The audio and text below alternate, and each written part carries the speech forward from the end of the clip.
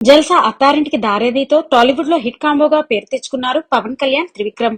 అజ్ఞాతవాసి పరాజయం తర్వాత వీరిద్దరూ కలిసి పూర్తి స్థాయి సినిమా చేయలేదు. ఈ కాంబోలో మంచి సినిమా వస్తే చూడాలని దాదాపు 6 ఏళ్ల నుండి అభిమానులు ఎదురు చూస్తున్నారు.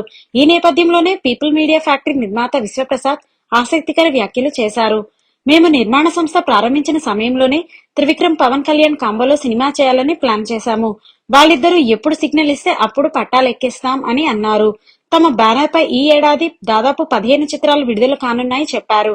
ఇప్పటికే 6 చిత్రాల షూట్ పూర్తయిందని అన్నారు.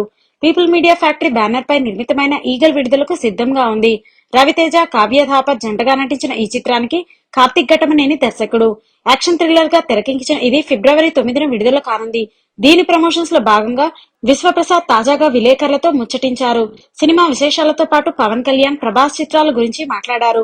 ప్రభాస్ హీరోగా తాము నిర్మిస్తున్న రాజాసాబ్ ను సరైన సమయంలోనే విడుదల చేస్తామన్నారు.